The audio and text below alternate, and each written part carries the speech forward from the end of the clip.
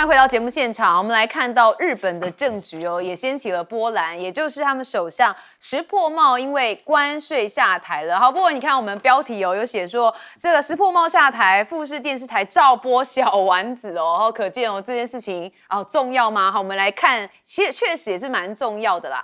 首先先看到这个石破茂请辞留最大遗憾哦，说关税谈判后是下台的最佳时机。好，我们就带大家来看一下他下台的时候说了什么。急なご案内で誠に恐縮であります。この度私は自由民主党総裁の職を辞することといたしました。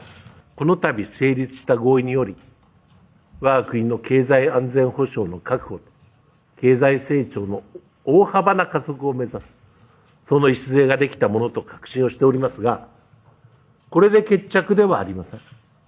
これから合意の実施を確保すること。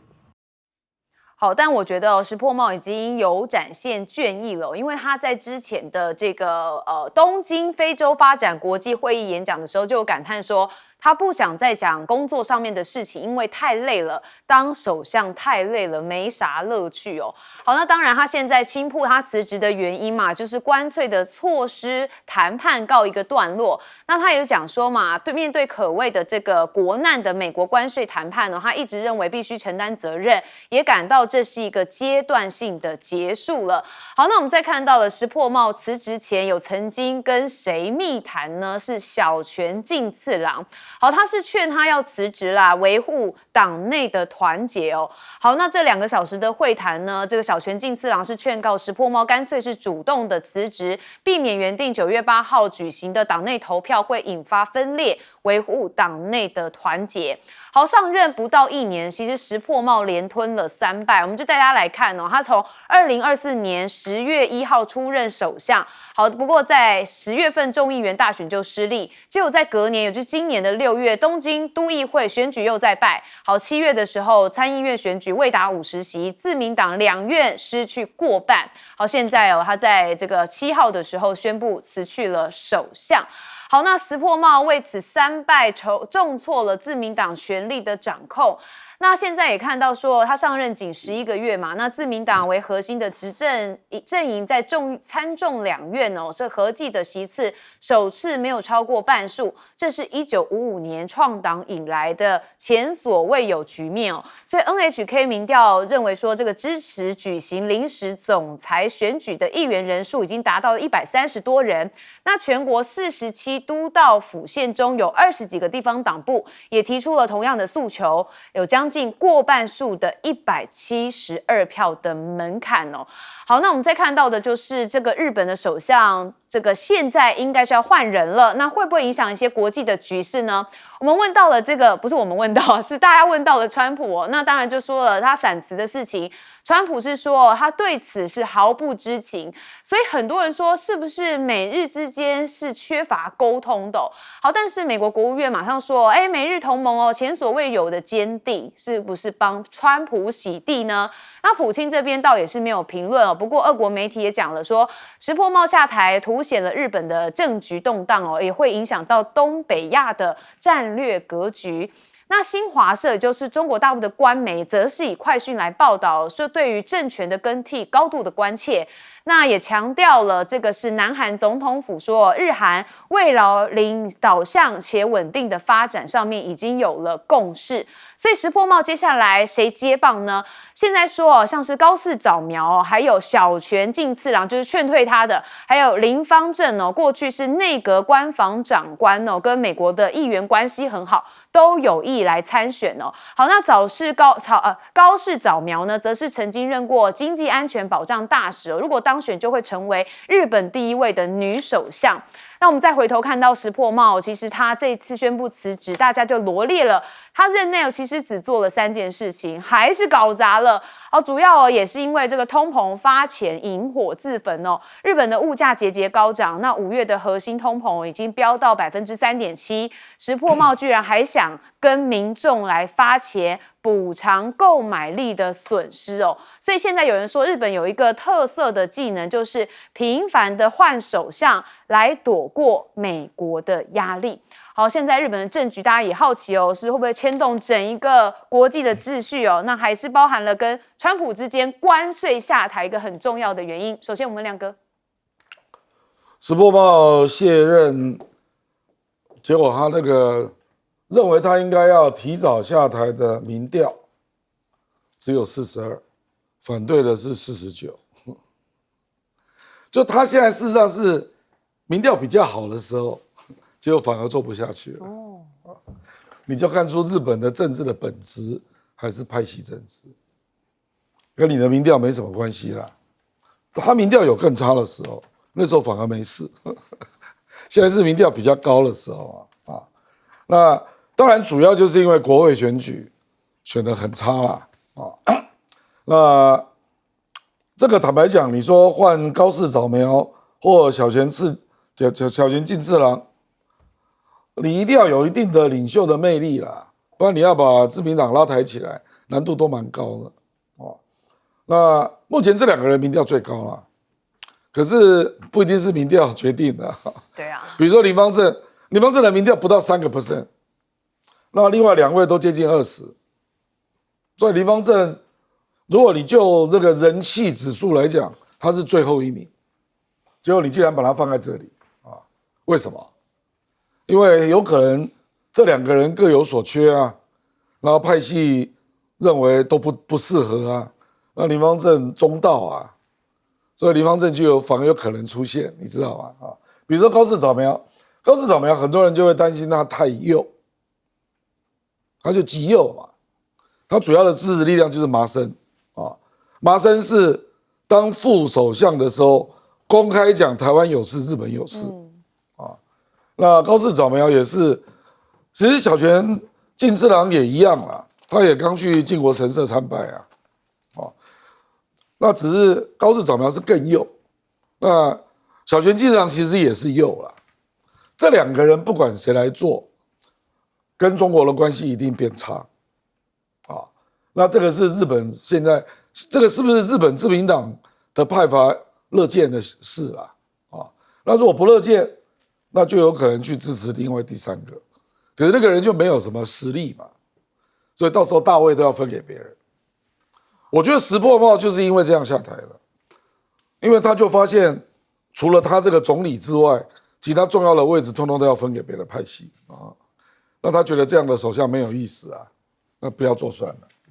对，因为他就被成要牵制，但是又要平衡，所以就一直在这个拉扯之中再找一个平衡点。那现在看起来这个平衡点已经破掉了。好，这个介大使，其实这个石破茂应该是他找到一个最好下台的一个时机了。我觉得他自己也倦勤了。他事实上他很早他就想要做这个首相啊，争取了几十年，终于给他找到一个时间做上了。他的政敌最大的就是这个安倍晋三，他不是安倍晋三的对手。安倍事实上是战后可能就担任首相最长的时间，所以等他当上这个首相也已经垂垂老矣。那么他是公开说，我不要讲这个，不要再讲公事了，因为做首相太累了。那可是说实话，他短短这个应该他是341天吧，因为这个短短的1年多的时间啊，事实上的话，他最大的任务就是跟美国瞧好这个川普2.0这个贸易关系。基本上我们今天我们第三者的角度来看的话，他事实上在美国市场上跟日本货竞争的最大的2个竞争对手，一个是什么？一个是欧盟的产品，一个是韩国的产品。他起码上跟欧盟跟韩国算是怎么样争取到同样的一个美国的待遇。所以事实上我觉得他自己应该是说在这一个1年里面最大的一场战争里面，我觉得他自己给他自己的分数是不错的。然后呢，接下来呢，美国跟日本的关系好不好走呢？我想石破茂自己最清楚，更难走。对，因为事实上的话，川普这个人说实话，这个说话不算话了，说变就变，那么还有很多变数存在。那另外一点呢还有一些他暂时没有跟这个川普达成协议的，就是基本上安保上的美国对于驻日美军，日本应该负担什么样的义务承担什么样的责任，要给多少钱这个问题我想还是一个大问题。那还有就变成就是说，他基本上虽然他对于中国大陆也不是算友好，可是他比朝市早苗、麻生、安倍这一系列来的，基本上也是抗中保日派那么还是有很大的区隔的。所以呢，事实上我觉得对他来讲是他选择了一个最好的下台时机。不过他还放出来一个消息，说是小泉进次郎跟菅义伟两个人去逼宫，所以他才下来的。可见他对小泉不是很支持，因为这个传出去的话，对这个石破茂的支持者来的话，他心理上会有所芥蒂。所以呢，不管日本今后是谁出来这个做这个首相，我觉得他们跟美国的关系好不起来了。那好不起来，问题就变成，那你跟中国大陆的关系，你是要继续坏还是要好？那如果美国、日本跟这两个关系都不好的话，日本也好不起来。好，我们接着问赖老师。石破茂这个是日本自民党内部的政变也是一个逼宫道理很简单，他的法定任期到2027年的9月第一个，他的法定任期还没到；第二个，他没有重大的违法乱政但是为什么他不到1年的时间内他被逼下台？而且他的民调以目前来看比以前还要高一点，以前20几他这次上升到32%。那共同社的民调里面，超过1/2比郑亮的民调那边还更高，超过1/2，将近到52%到56%的日本人认为石破茂不需要对于这个关税的问题，或者日本最近的经济，还有众议员3个选举来负责任。那是因为整个日本的环境不好，他们对自民党不满意，但是他们认为石破茂才刚上来，不到1年的时间内，责任还不算到他们，所以日本国民没有要石破茂辞职下台。自民党的规定，他的任期是有3年，但是他为什么会下台？那就是因为日本的内部的政党的派系发动把他罢免，发动罢免，因为他只要有172张票就可以了，而事实上到他这个宣布之前的前一天，已经有151张选票表态了，要把他罢免掉。那也就只差20张选票，20张选票也得到最新的民调测试，说这20张选票也可能可以拿到了，所以等于是石破茂看起来他守不住了。小泉进去跟他谈，因为本来是菅义伟副总裁跟小泉2个人进去，菅义伟是上任的首相，那么谈了半个小时以后，菅义伟离开了，小泉留下来继续谈2个小时，最后离开了以后，石破茂就宣布他辞职。那换言之，也就是说底牌摊出来了，说我们现在有足够的172张选票要你下台，那你自己宣布辞职，保留颜面，还是被我们逼下台，难看。但是自民党内就政变真是形成了。那如果政变真是形成，那以后也就是说，以后任何自民党的这一些党魁都有可能因为派系联合了以后就把他干掉了。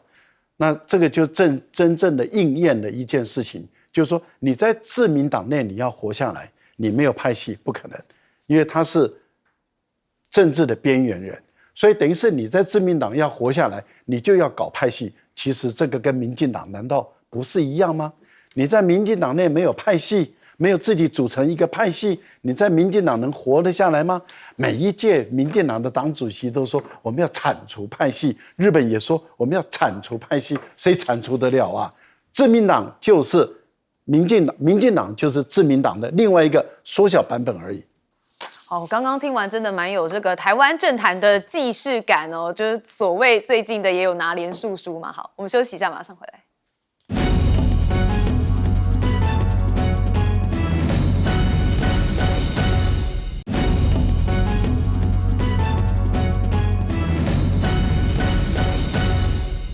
欢欢迎继续回到节目现场。我们接下来谈论到的是这金砖峰会。好，金砖峰会其实有一点延续这个抗美联盟嘛，因为之前的上合峰会还有93阅兵大家就觉得好像一个反美联盟正式成型的。那现在金砖峰会开始之后，好像延续了这样的主轴。我们看到的是这个巴西的总统鲁拉8号将召开金砖国家的领导人特别视讯会议。那习近平跟印度外长苏杰生都会出席。那会议当中也预料会针对川普的贸易政策来进行讨论。但今年10月在韩国庆州也有一个APEC 峰会。好，我们也提到了，像是外媒就说了 CNN 说这川普已经在悄悄的筹划，要在这个场合跟习近平来进行双边的会谈好，那我们也看到的是这个征询中国对中国制裁的意见，这说有中国大陆的骇客假冒美国的议员在刺探美洲贸易切磋的消息。这是一位知情人士所说，他说时间点发生在美中7月贸易谈判的前夕。那中国的骇客疑似要用这个美中战略竞争特别委员会的主席来寄信询问。好，那也借机对提供意见的机构部署间谍的软体。那现在呢，跟中国大陆之间的较劲之外，美国的态度又是如何？看起来川普相当自信满满。好，尤其是跟印度之间的关系，原本说印度因为跟美国关税的问题，所以比较倒向中国大陆。那现在川普是发文，他说他会跟莫迪维系友谊，他说他是一位很棒的总理，我永远是他的朋友，我们不过只是偶尔有点小摩擦。好，莫迪也是在他的这个社群 X 上面写到说，深深感谢且充分认同川普总统对我们的关系的看法，积极的评价，两国拥有非常正面、前瞻且全面性的全球战略伙伴关系。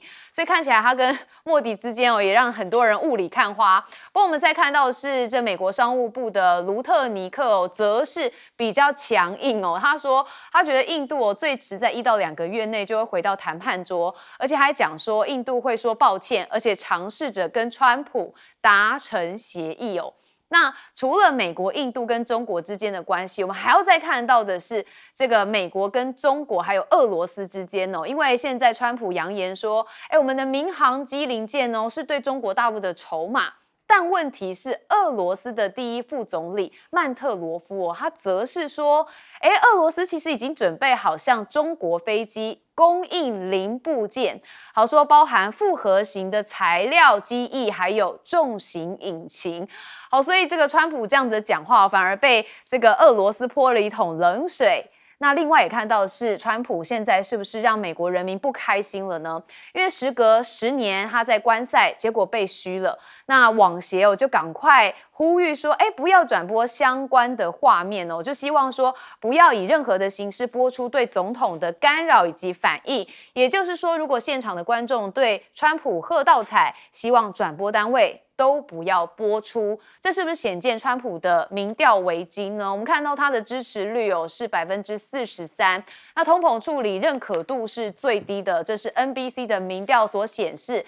那有57%的受访者认为他的行政表现是不认可的。那有39%的受访者是认为说这处理方式的通膨的方式还算可以，所以这个民调确实还算蛮低的。那是不是也因为跟美国打美国有关呢？因为这个有数千名示威者6号在美国华盛顿、哥伦比亚的特区举行了大规模的游行，就现在这个数千名的示威者也在伊利诺州的芝加哥市举行游行，那都是抗议川普威胁这些城市有来派兵。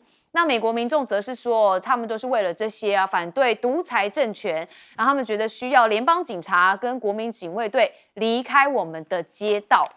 那也在看到是川普现在说，我们需要欢迎外国的投资，而且要鼓励以合法的方式引进所需的人才，企业需要雇用和培训美国的工人，所以他希望把制造业继续的回流到美国，所以他们也希望可以把这个企业培训一些更多的美国工人。但是我们看到欧钢业则是呼吁说，克美国的这个关税，制造商是高喊说，其实他们是需要保护的，因为裁员这几年来裁了非常多万人。好，尤其德国的蒂森克鲁伯钢铁部门的资深主管也是非常的头痛哦。那甚至欧洲的猪肉行业也坐不住了，现在也在研究说，是不是这个要中方反倾销的裁决。好，整个美国看起来这个乱局特别明显哦。那当然，川普是其中一个因素，不过在这个抗美的主轴上面，感觉氛围也越来越明显。亮哥。这个川普可不可能在 APEC 跟习近平见面？我觉得有点怪了，因为美国跟中国的第4轮贸易谈判就是10月底，所以那时候还没有结果啊，没有结果，你川普跟习近平见面要谈什么？而且你如果是在 APEC 见面，那就是 side meeting 嘛，这个只是 APEC 里面另外一个小会，是，那就不是国事访问了。国事访问是不一样的，那跟中国也会有更多的时间，比如说至少会去2天吧，那就不会只谈贸易战。可是你如果是这种 APEC 的 side meeting， 我看最多3-4个小时吧，那能够谈什么？所以我觉得很怪啦，这逻辑蛮怪的。因为川普是希望跟中国有一个比较完整的一个访问。那个时候应该第4轮的贸易谈判已经结束了，所以鲁特林克、贝森特应该要帮川普整理出一些成果。那双方是要 sign 的啊。我们本来的预期是这样啦，所以这件事我听起来就觉得怪怪的。因为你如果去 APEC， 那你就不用访中国啦。所以我是觉得他去 APEC， 接下来可能会去访北韩啊，这个倒比较有可能，或者金正恩在这里，金正恩不能跟他在这里见面，是因为北韩不是会员嘛，对不对？所以可是跟习近平见面，我觉得那个时间不好瞧啦，因为我们的理解都是在贸易谈判之后，那有成果，那顺便要签那个成果嘛，所以这个可能要再看一下啊，因为川普这个人有时候兴冲冲就说出一些话来，这样啊。可是像他对印度，那前一天来说，印度跟俄罗斯就已经走到中国那边去了，那隔天就开口了啊。所以还是再看一下啦啊。接下来会有一些事情，美国要面对的啦啊，比如说中俄朝形成安全协调机制，对日本、韩国的压力。那美国也要表态啊，所以我觉得还要再观察一下，因为10月底还蛮久的啊。不过基本上啊，美国现在像他这个也是随口说的啦，说民航机零件是对中国的筹码，那你这个刚好造成了中国不要买波音的逻辑啊。那因为我尽量不要买波音，因为你把波音的零组件当做筹码，那我还买个鬼啊！我以后就尽量减量。我都是买空巴啊，不是吗？所以，而且这个东西有没有那么独占性，我严重怀疑啊。我觉得零组件，中国大陆也有一些厂啊，而且有很多国家都在做零组件，包括台湾在内啊。所以，我觉得这个逻辑有点怪了，因为美国是希望中国大量买波音，以便来弥补那个贸易的顺差啊。那怎么会讲这种话呢？所以说不通。好，这个川普有很多地方是说不通的。好，谢大使。其实美国跟这个现在川普政府跟印度的关系啊，其实是有很多方面啊都出了问题，因为印度也算是这个金砖国家的这个中等国家的要角之一，所以你看这个川普事实上他找了理由啊，除了整印度之外，还整了一个金砖国家的大国叫巴西。那所以其实美国在全球战略上，事实上对于这个金砖这个组织的发展啊，这是相当的敏感。那当然他没有办法去制止中国大陆啊，还有这些中亚国家，还有这些像俄罗斯对于金砖的投入，他现在就在恐吓这个印度跟这个巴西。那不过就是说，印度跟巴西基本上这2个国家那底气来自他们的这个自尊心。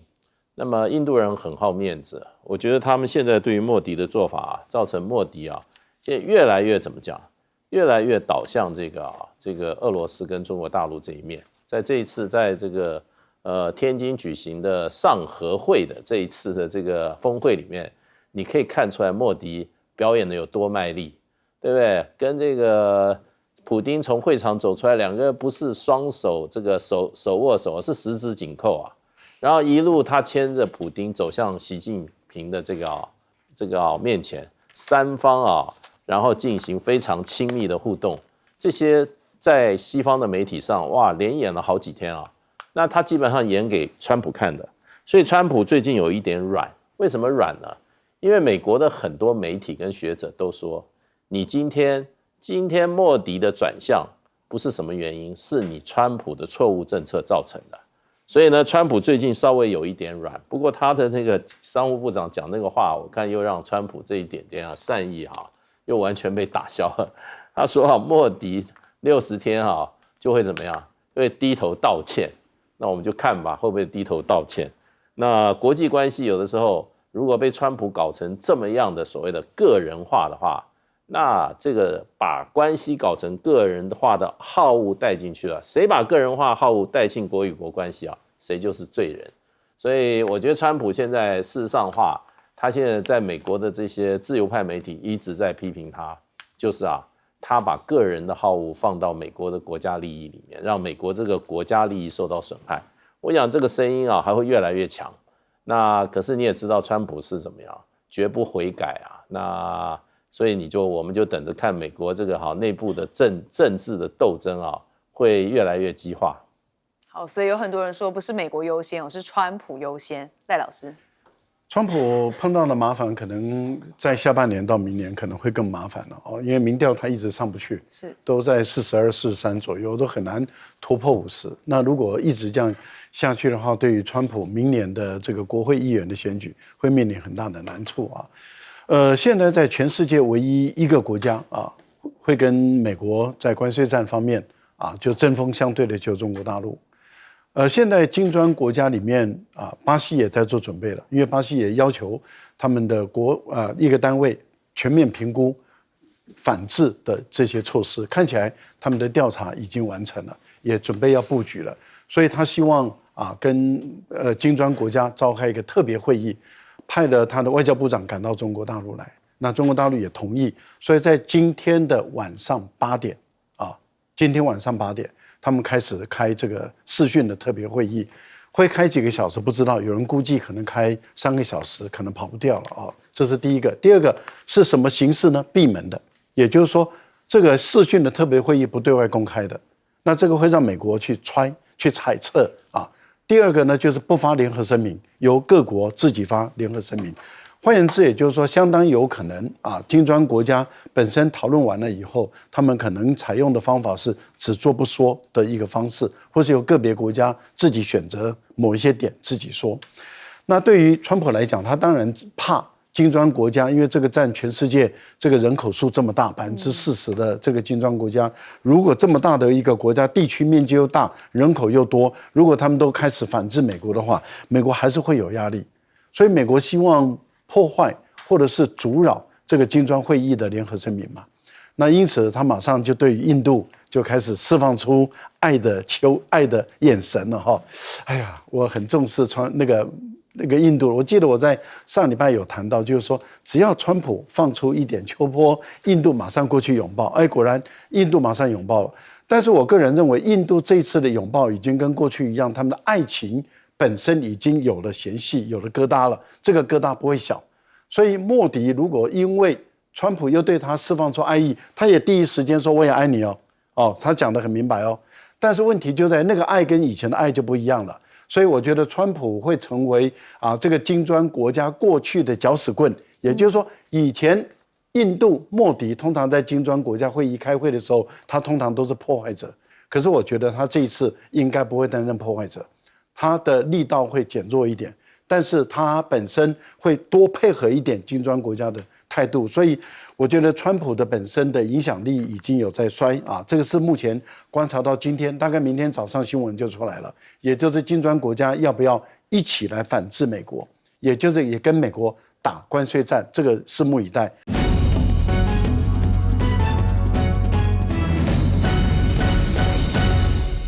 带您追查事件真相，掌握政局的变化。观众朋友您好，欢迎加入今天的新闻大白话，我是主持人谭一伦。好，节目一开始，我们先来介绍特别来宾。首先是耶鲁政治学博士郭正亮，大家平安，以及前驻纽大使介文吉。主持人好，各位朋友大家好。还有国际政治专家赖岳谦。主持人好，观众朋友大家好。好，今天在国内上的政治大家最关注的莫过于是民众党的前党主席柯文哲阿贝终于出来了，这其实是他第3次的交保。好，我们带大家先看一下这稍早画面他是步出了这个北院之后，是马上的在门口发表了谈话。谈话的内容其实他的逻辑还真的是蛮清晰他问检察官查了1年到底查了什么，甚至还呛民进党说做梦都没有想到我们民众党这么干净吧。好，那他也说这个现在这个因为台湾4分5裂，说这个赖清德真的不要像赖清德那样。那他甚至也说自己根本是冤狱，也帮他自己的高中同学李文宗叫屈这是我们看到稍早的情况。那小草也是在下午1点钟开始就集结在外头等阿贝。好，那我们也看到的就是这是不是有一个局呢？很多人认为说现在看起来让柯文哲交保不太单纯这个眉头一皱，李组长觉得有问题好，因为赖总统在这个礼拜6的时候不是才喊说行政干预司法侦办已经过去了，但是呢民众党就举郑文灿的例子很打脸说到现在都没有追查到任何金流，却要7000万元交保，反观收到现金的郑文灿却只要2800万元。那知名公司的前董座被诈骗将近50亿，结果诈骗犯的交保金额只有500万元。这样子比比看怎么合理呢？真的不太符比例原则。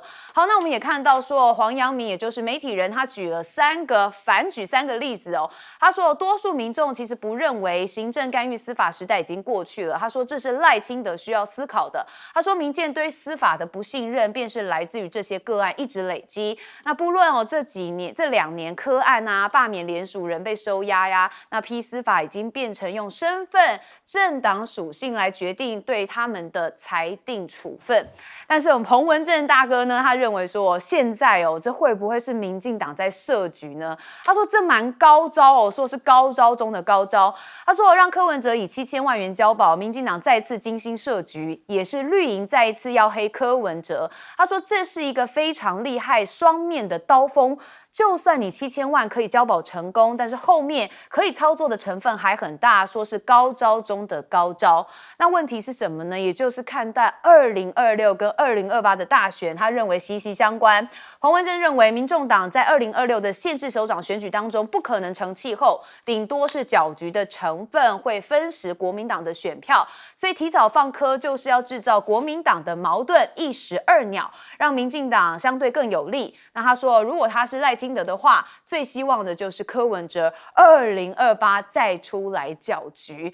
好，我们等一下来问来宾是不是有这样的成分？但是我们要看到这个赖总统确实现在跟柯文哲之间恐怕还有另外一个这个政治的波澜要掀起来了。但是人民的心声，赖总统有听吗？好，我们看到他最近很积极的下乡座谈到了桃园跟新竹，但是基层却反映说这个执政人民的感受并不强烈。好，那他们就认为说应该要赶快加紧这个中央的政策宣传，党中央要强化相关的机制。所以民进党新媒的这个中心主任就认为说要建立一个辟谣平台的中央厨房。那除了要快速辟谣，要主动出击分享政绩，那府院党会步调一致，快速的来进行处理。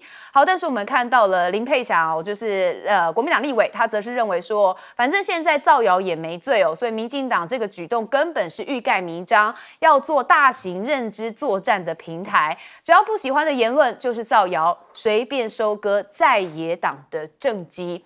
好，那我们也知道民进党他们现在希望能够有一些不同的想法。那当然，大家就会拿放大镜来检视，尤其这个钱就是民众的心头肉嘛。好，4年花1亿总统府大手笔的换冷气。好，那这个经费呢，其实已经到最后1年的，就是4年的最后1年，那总共是花了9960万元。但是国民党跟民众党认为要换的是你能源政策吧？好，总统府则有回应说，空调汰换是基于安全、节能跟永续的需求，并不是浪费。但我们看到外媒这边其实现在也有一些想法，他们认为赖总统要注意因为你陷入一个政治幻觉，所以他还喊话说，我们这个台湾人民的社会必须要做好应对战争的准备啊，说赖清德玩的是一个危险的面子游戏。那我们再看到了《零日攻击》第6集这方恩格又有说法了他真的很认真在看他觉得剧情非常的荒谬，难以为真那当然我们有看到像是这个路透还有 AP， 他们都有大篇幅的在报道说什么台湾与中国大陆在2战的叙述中争执不下等等的，但他说标题都好类似所以他再次提醒台湾的朋友，外媒在报台湾的事情，一定要注意背后有没有人在操作出口转内销。当然我们看到刚刚稍早这个柯文哲出来发表谈话的部分，我们也给大家看一下他如何呛赖清德。希望台湾因为有我们可以变得更好，不要像赖清德那样，让整个台湾四分五裂。这个案子根本是冤狱。我同学李文忠，他根本没有碰到金华城案。因为那一段时间他根本就没有在台北市政府了，就为了一通简讯把他关了11个月。台湾民主化30年，怎么还有这种冤狱我个人的苦难就这样过去了，但是我希望台湾以后可以更好一点不要这样，为什么要让整个国家陷入四分五裂？赖清德，你好好想一想吧。好，大家有看到吗？最后他是指着说赖清德，你好好想一想吧。好，这怒呛赖清德。好，我们先问亮哥。因为赖清德刚去律师的那个场所做了一个演讲嘛，说行政干预司法侦办已经过去了。我觉得赖清德民调会低真的是有原因的啦。今年4月。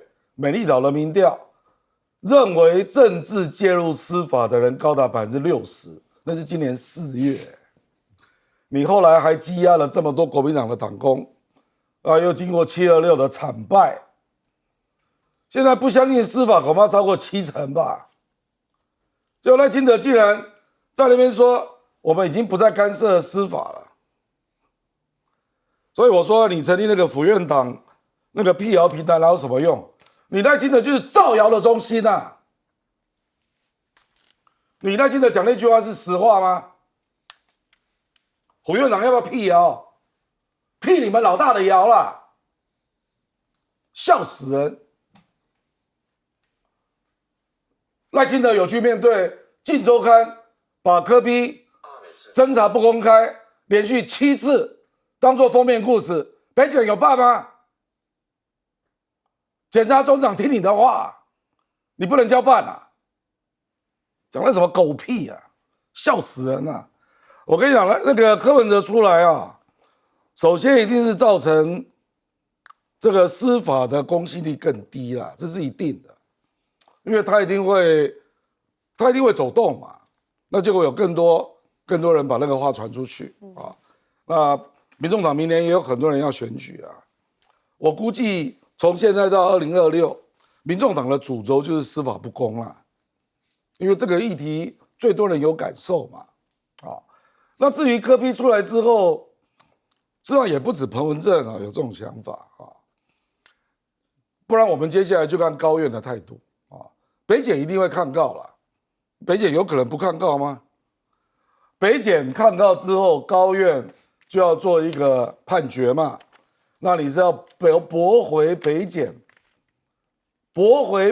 抗告，那我倒要看看高院怎么写不然就是跟裁啊，那又回到地院又来了，上次不就这样，对不对？我就看你高院怎么写为什么赖清德可以交保了？柯文哲。哦，对，这个柯文哲为什么可以交保？对不起啊，就是你总要讲到一套理由嘛。那我跟你讲啦，我们政府的手绝对伸得了高院啊，地院还不一定呢。地院的新法官比较多。高院就是高度政治介入的地方啦。我就要告诉你，高院你怎么驳回北检嘛？啊，那接下来啊。彭文正啊，也不止他啦，还有王上志啦，一堆人呐都在忧虑，说赖清德就是没招了嘛，没招了就是你没有政绩嘛，你怎么讲都没有人信任你了啊！现在赖清德各种造型的出气球都出来了啊，你就知道你民调有多低啊，所以他发现没招了，那只好想办法来分化对手啊，就这个逻辑就一定会出现了。那柯 P 出来之后。我坦白说了，事实上对他来讲，第一，先去把自己的太太跟妈妈照顾好了，这个最优先啊。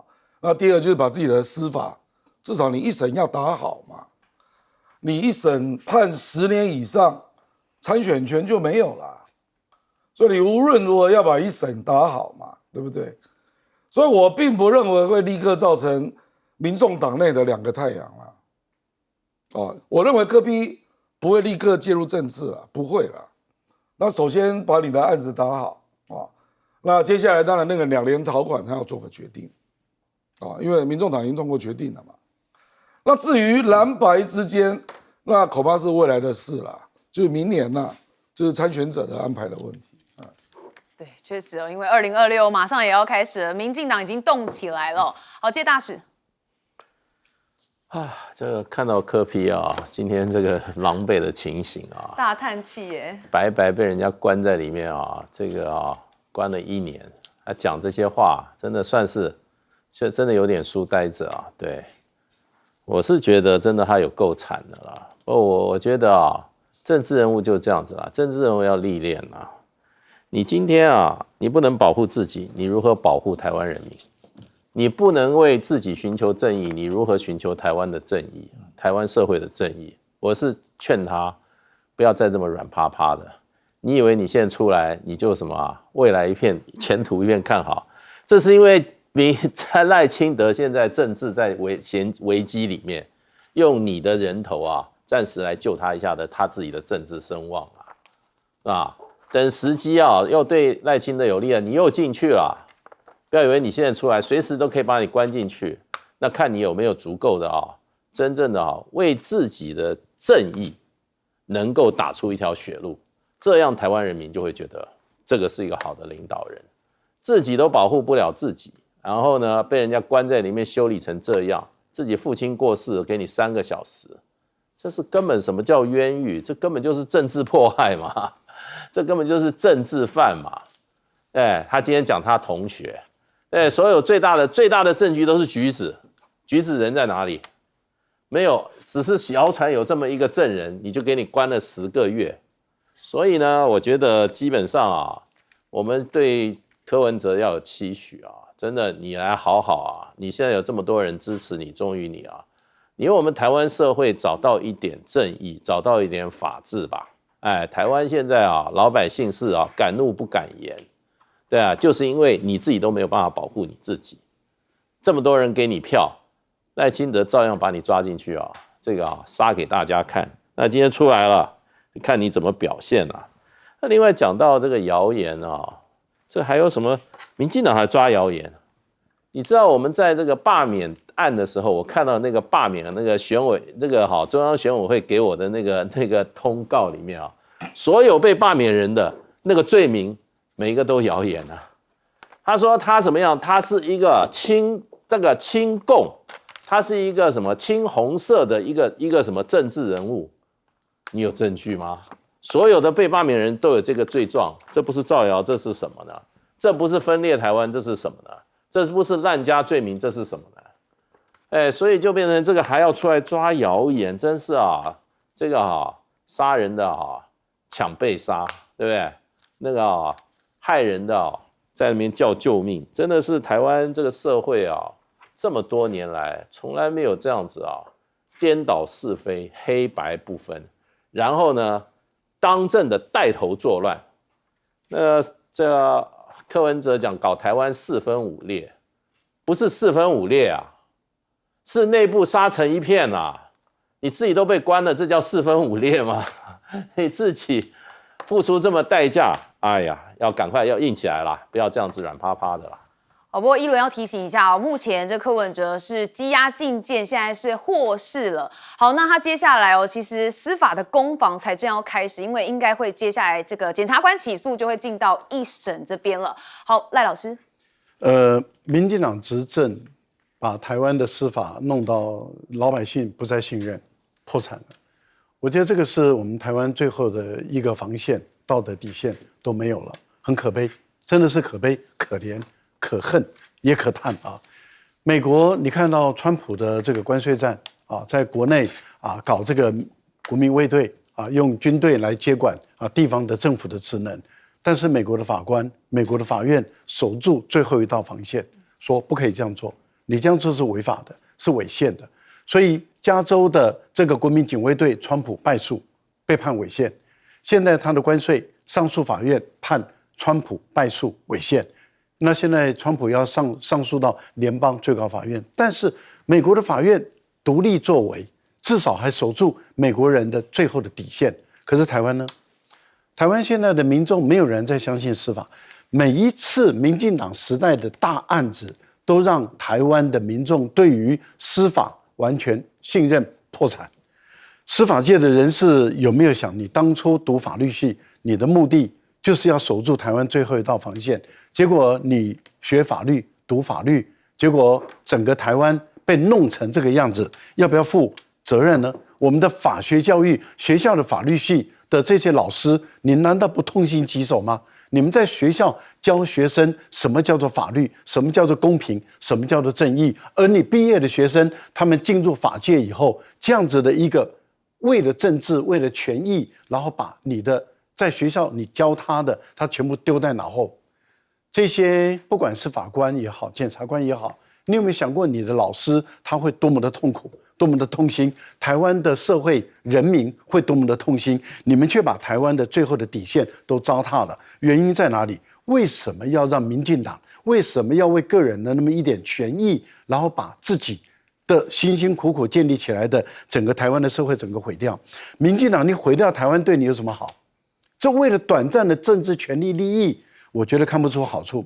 另外，有些人预估说柯文哲出来了以后蓝跟白之间矛盾冲突会再起权力的挣扎倾轧，会再起，因为明年的选举马上开始了，所以国民党跟民众党也会有很多的权力的这种竞争或者是角逐的状态，或者是到2028年，我觉得多虑了。为什么？没有合作，造成柯文哲这样子一个被司法破坏，因为国民党跟民众党没有合作，造成这样的一个破坏。再输，你国民党要被抓的有多少人？一个大罢免就抓进多少人？如果你再输，明年你的地方首长又有多少人要被抓？有多少的议员要被抓？再过来你又再输，又被抓了更多人。我觉得民进党一直在破坏，如果国民党跟民众党两个都相互需要，不相互合作，那就是既蠢且坏。好，我们休息一下，广告之后回来继续讨论。